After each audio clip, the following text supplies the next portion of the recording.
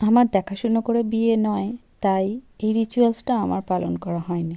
তো সে যাই হোক, তবে আমি সব সময় চেষ্টা করি যেন দুধ না পড়ে যায়। কেন, সৌভাগ্য ওদলানো তো দূরের কথা, গ্যাস মুছতে মুছতেই জীবন নাজেহাল। সেজন্যই সকালবেলা একদম চোখে চোখে রেখেছিলাম যাতে না দুধ গরম হয়ে পড়ে যায়। তো এখানে গাছে বেশ সুন্দর ফুল ফুটেছে।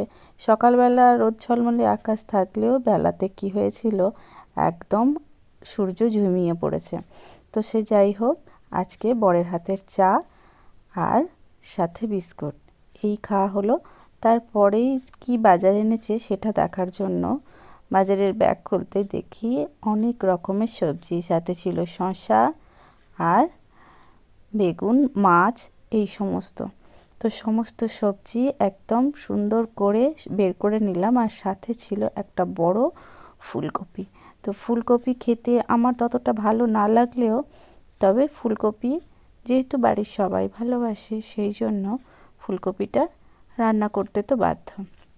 তো আজ এনেছে যে মেথি শাক। মেথি শাক ভীষণ ভালো ডায়াবেটিসের পক্ষে, সেই জন্য আমিই বলেছিলাম মেথি শাক আনতে। এদিকে আমি রেডি হয়ে গিয়েছি।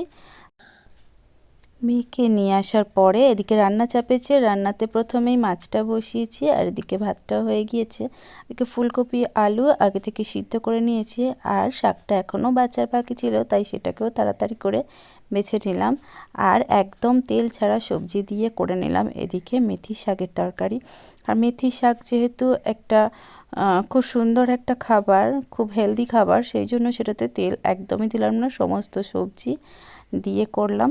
আর মাছ ভাজার যে তেলটা ছিল সেইটুকু তেলেই তরকারিটা করে নিলাম। আজকে হবে মাছ দিয়ে, ফুলকপি দিয়ে, আলু দিয়ে ঝোল। তো সেই ঝোলটা রান্না করে নিচ্ছি। জানি না কেমন হবে, তবুও সমস্ত বাটা মশলা দিয়েছে। বাটা মশলাতে ছিল আদা, কাঁচা লঙ্কা, টমেটো, পেঁয়াজ, আর তার সাথে ছিল একটু জিরে। তো এইরকমভাবে রান্নাটা করে নিলাম। তো আজকের ভিডিওটি এই পর্যন্ত। ভিডিওটি যদি ভালো লাগে তাহলে চ্যানেলটিকে সাবস্ক্রাইব করে পাশে থেকো। আর তোমরা ভালো ভালো সুন্দর সুন্দর কমেন্ট করো, আর তোমরা কোথা থেকে কে ভিডিও দেখছো তা যদি জানাও তাহলে আমি বেশ খুশি হব।